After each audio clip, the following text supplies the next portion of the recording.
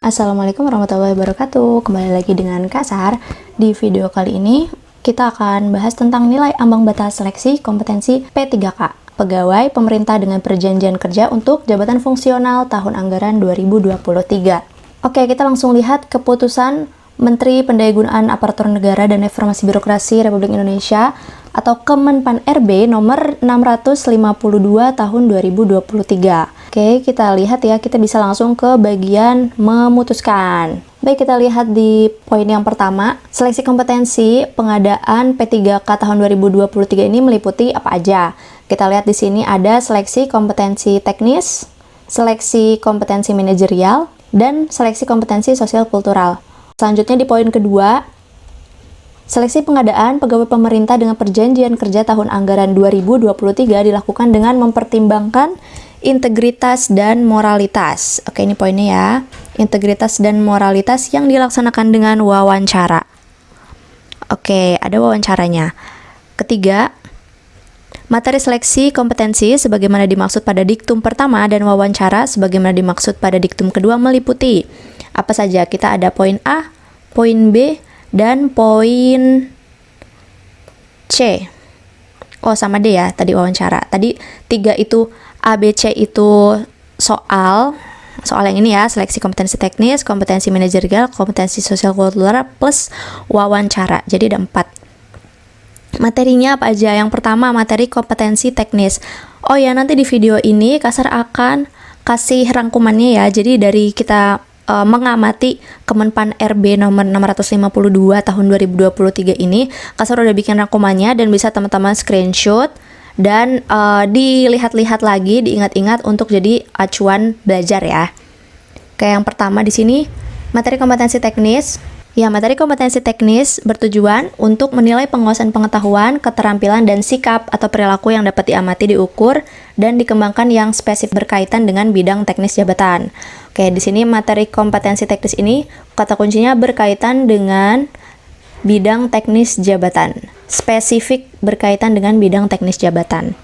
Jadi ini yang benar-benar berkaitan sama bidang jabatan yang teman-teman daftar ya dengan formasi tersebut. Jadi nanti akan berbeda tuh, misalnya formasi perangkat komputer akan berbeda dengan tenaga kesehatan ya, tentu ya berbeda karena spesifik tentang bidang teknis tersebut. Kemudian yang kedua, materi kompetensi manajerial bertujuan untuk menilai komitmen, kemampuan, dan perilaku individu dalam berorganisasi yang dapat diamati dan diukur. Meliputi apa saja sih? Di sini ada 8 poin ya kompetensi yang termasuk dalam manajerial ini. Ada integritas. Yang kedua, kerjasama. Yang ketiga, komunikasi. Yang keempat, orientasi pada hasil. Yang kelima, pelayanan publik. Yang keenam, pengembangan diri dan orang lain.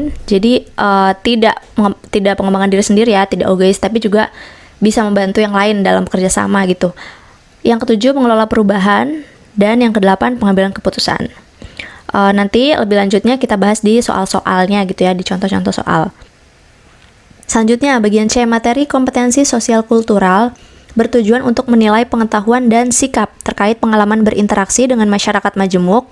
Nah, ini pengetahuan dan sikap terkait pengalaman berinteraksi dengan masyarakat majemuk yang memiliki keberagaman dalam hal agama, suku, dan budaya, perilaku, wawasan kebangsaan, etika, nilai-nilai, moral, emosi, dan prinsip yang harus dipenuhi setiap pemegang jabatan untuk memperoleh hasil kerja sesuai dengan peran fungsi jabatan dalam peran pemangku jabatan sebagai perekat bangsa yang memiliki 1. Kepekaan terhadap keberagaman, 2. Kemampuan berhubungan sosial, dan ketiga, kepekaan terhadap pentingnya persatuan, yang terakhir, keempat, empati. Oke, di sini ini mirip sama tahun 2022 tapi ada beberapa perubahan ya, teman-teman. Nah, di sini teman-teman ada perbedaan di poin 1 dan poin 3 dibandingkan tahun 2022 ya. Jadi tahun 2022 itu untuk poin ke-1 ini adalah kepekaan terhadap perbedaan budaya. Hanya perbedaan budaya. Nah, tapi di tahun 2023 ini menjadi apa? Kepekaan terhadap keberagaman. Jadi keberagaman ini lebih luas. Nah, seperti kita lihat di teksnya sini, keberagaman dalam hal agama, dalam hal suku dan budaya. Berarti lebih luas ya teman-teman, adat dan tradisi, terus tradisi agama, suku, dan macam-macam itu lebih luas dibandingkan tahun 2023. Sedangkan yang nomor 2 ini sama kayak tahun 2022, kemampuan berhubungan sosial. Dan yang ketiga ini, kalau yang ketiga tahun 2022 itu kepekaan terhadap konflik. Nah, jadi dia peka terhadap konflik. Nah, tapi yang 2023 ini lebih luas menjadi kepekaan terhadap pentingnya persatuan. Jadi tidak hanya kepekaan terhadap adanya konflik, tapi juga mementingkan persatuan. Baik dari perilaku, etika, nilai moral, emosi, dan juga prinsip gitu ya dalam setiap pemegang jabatan. Yang keempat sama, empati. Kemudian next. Bagian D, materi wawancara dengan menggali informasi non-kognitif yang bertujuan untuk menilai integritas dan moralitas. Meliputi apa? Ini tadi disebut ya, integritas dan moralitas. Meliputi beberapa aspek yaitu kejujuran, komitmen, keadilan, etika, dan kepatuhan. Lanjut. Keempat, seleksi kompetensi teknis, manajerial, dan sosial kultural sebagaimana dimaksud pada diktum pertama dilaksanakan dalam durasi waktu 120 menit. Jadi tiga seleksi kompetensi itu yaitu kompetensi teknis, manajerial, dan sosial kultural itu dilaksanakan durasi waktu 120 menit. Jadi 2 jam ya teman-teman. Yang kelima, wawancara sebagaimana dimaksud pada diktum kedua dilaksanakan dalam durasi waktu 10 menit. Nah, jadi totalnya 120 ditambah 10 menit. Ada 130 menit ya, teman-teman. Untuk 3 kompetensi itu 120 menit, dan untuk wawancara 10 menit. Keenam, durasi waktu pelaksanaan seleksi kompetensi sebagaimana dimaksud pada diktum keempat dan wawancara sebagaimana dimaksud pada diktum kelima dikecualikan bagi pelamar penyandang disabilitas sensorik netra yang melamar pada kebutuhan disabilitas. Jadi durasi waktu pelaksanaan di atas ini dikecualikan untuk pelamar penyandang disabilitas sensorik netra. Ketujuh, seleksi kompetensi teknis, manajerial, dan sosial kultural bagi pelamar sebagaimana dimaksud pada diktum ke-6 ini ya, dilaksanakan dalam durasi waktu 150 menit. Nah, jadi kalau yang tadi teman-teman yang bukan penyandang disabilitas itu waktunya 130 menit, tapi khusus untuk teman-teman yang ini disabilitas sensorik netra ini, penyandang disabilitas sensorik netra ini durasi waktunya 150 menit. Kedelapan, wawancara bagi pelamar sebagaimana dimaksud pada diktum ke-6 dilaksanakan dalam durasi waktu 15 menit.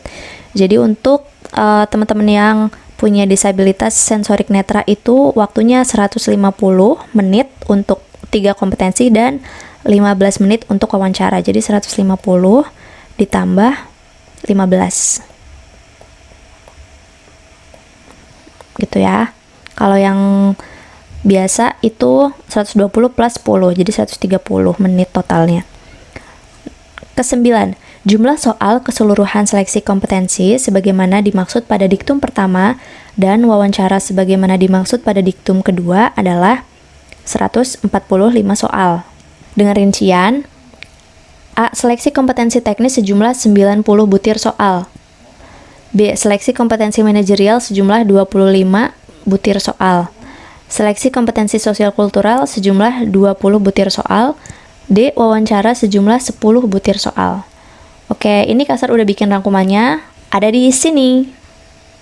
Silakan di screenshot, dipelajari. Oke. Ya, seleksi kompetensi teknis berjumlah 90 butir soal, seleksi kompetensi manajerial 25 butir soal, seleksi kompetensi sosial kultural sejumlah 20 butir soal, dan wawancara sejumlah 10 butir soal. Next. Ke-10, pembobotan nilai untuk materi soal seleksi kompetensi dan wawancara yaitu untuk materi soal seleksi kompetensi teknis, bobot jawaban benar bernilai 5 dan salah atau tidak menjawab nilainya 0. Bagian B, untuk materi soal seleksi kompetensi manajerial, bobot jawaban benar paling rendah 1 dan nilai paling tinggi 4, serta tidak menjawab bernilai 0. Untuk C, materi soal seleksi kompetensi sosial kultural, bobot jawaban benar paling rendah 1 dan nilai paling tinggi 4. Jika tidak menjawab, nilainya 0. Sedangkan untuk D, materi soal wawancara, bobot jawaban benar paling rendah 1 dan nilai paling tinggi 4, serta tidak menjawab bernilai 0. Ke-11, nilai kumulatif paling tinggi untuk seleksi kompetensi dan wawancara adalah 670. Itu kumulatif paling tinggi ya, dengan rincian berikut. 450 untuk seleksi kompetensi teknis, 180 untuk seleksi kompetensi manajerial dan sosial kultural, dan 40 untuk wawancara. Ini nilai kumulatif paling tinggi, 670. Jadi jika benar semua gitu ya teman-teman. Ke-12, nilai ambang batas. Nah, ini dia nih. Nilai ambang batas seleksi kompetensi dan wawancara adalah nilai minimal yang harus dipenuhi oleh setiap peserta seleksi. Jadi mungkin kita sering dengarnya ambang batas atau nilai ambang batas atau passing grade ya. Ini artinya adalah nilai minimal yang harus dipenuhi oleh setiap peserta seleksi. Kalau misalnya waktu sekolah dulu mungkin kita dengar KKM ya, nilai KKM. Jadi ya semacam itu, nilai KKM itu nilai minimal untuk bisa lolos ke, jadi nilai minimal yang harus dipenuhi oleh setiap peserta seleksi. Kalau tidak memenuhi nilai minimal ya otomatis gugur gitu ya. Ke-13, nilai ambang batas seleksi kompetensi dan wawancara sebagaimana dimaksud pada diktum ke-12 terdiri atas A. Nilai ambang batas seleksi kompetensi teknis, B. Nilai ambang batas kumulatif seleksi kompetensi manajerial dan sosial kultural. Jadi yang seleksi kompetensi teknis ini sendiri, dan ada nilai ambang batas dan ada nilai ambang batas kumulatif untuk seleksi kompetensi manajerial dan sosial kultural. Kenapa yang kompetensi teknis ini sendiri? Karena berbeda ya teman-teman. Jadi kesulitannya berbeda dan memang soalnya pun berbeda tergantung bidangnya masing-masing jabatan atau formasi tersebut. Sedangkan kalau manajerial dan sosial kultural, jadi kan ini mengukur kompetensi seluruh pelamar gitu ya teman-teman. Sedangkan untuk yang C, nilai ambang batas wawancara, tidak ada akumulasi ya. Ke-14, penetapan nilai ambang batas sebagaimana dimaksud pada diktum ke-13 bagi jenis jabatan fungsional, yaitu nilai untuk seleksi kompetensi teknis sebagaimana tercantum pada lampiran yang merupakan bagian tidak terpisahkan dari keputusan menteri ini. Oke, kita bisa notes di sini untuk kompetensi teknis. Tadi kan Kak Sar udah bilang di atas, itu beda-beda ya. Jadi nanti ambang batasnya itu ada di lampiran, ada di halaman paling bawah. Nanti kita lihat ya di bawah. Kemudian B, 117 untuk seleksi kompetensi manajerial dan sosial kultural. Jadi 117 ini untuk, nah ini nilai ambang batas kumulatif ya, kedua ini manajerial dan kultural. C, 24 untuk wawancara. Ini nilai ambang batas. Ini Kak Sar juga udah bikin di sini.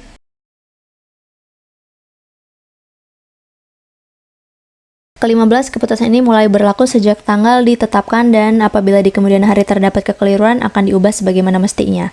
13 September 2023. Oke, kita lihat lampirannya ya, teman-teman. Ini daftar nilai ambang batas seleksi kompetensi teknis pengadaan pegawai pemerintah dengan perjanjian kerja untuk jabatan fungsional tahun 2023 ya. Kita lihat analis kebijakan 270, analis ketahanan pangan 225, analis prasarana dan sarana pertanian 252, dokter pendidik klinis 158, pekerja sosial 293. Ini lumayan tinggi ya teman-teman. Pekerja sosial 293. Tapi semoga aja soal-soalnya lebih mudah. Jadi teman-teman bisa mencapai nilai ambang batas ini.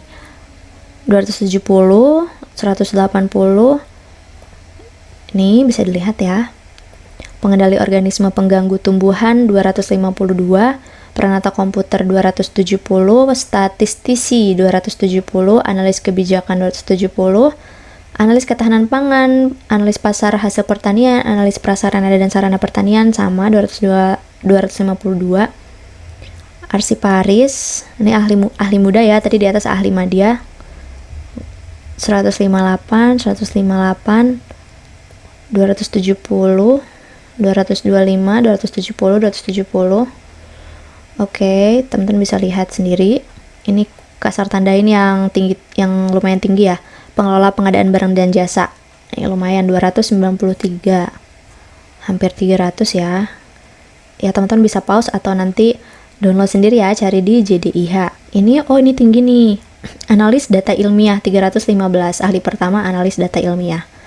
Ya semoga bisa mencapai itu ya, karena lebih tinggi ya dibanding yang lain, selisihnya kan hampir 100 sendiri kalau dibanding misal analis aquaculture gitu ya. Itu 100 sendiri selisihnya. Semoga di seleksi kompetensi teknisnya bisa mendulang banyak poin. Oh, ini juga nih teman-teman, analis pemanfaatan ilmu pengetahuan dan teknologi, lumayan tinggi. Ini juga lumayan tinggi. Analis pemantauan peraturan perundang-undangan legislatif, analis perkebun-rayaan.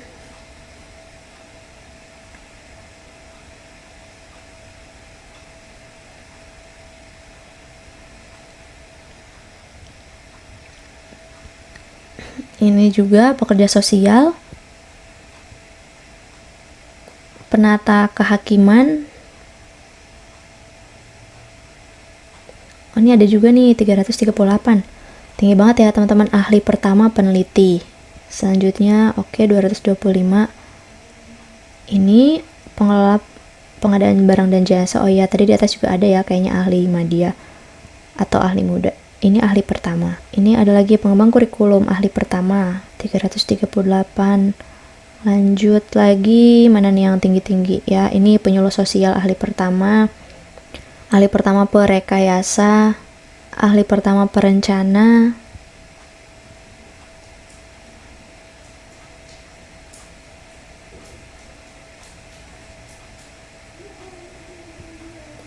Perenata pencarian dan pertolongan,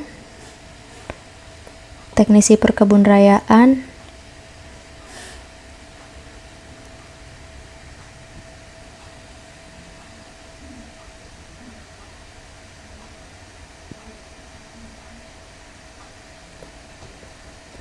teknisi penelitian dan perekayasaan, teknisi perkebun-rayaan ini untuk formasi terampil. Oke, itu ya teman-teman, nanti monggo dilihat aja mana, atau kalau misal Kak Sar bisa share, nanti Kak Sar share di bawah ya linknya untuk download ini. Oke, itu teman-teman, Kak Sar udah bikin ininya. Oke, silakan dilihat. Oke, itu aja teman-teman untuk video kali ini, semoga bermanfaat dan selamat belajar.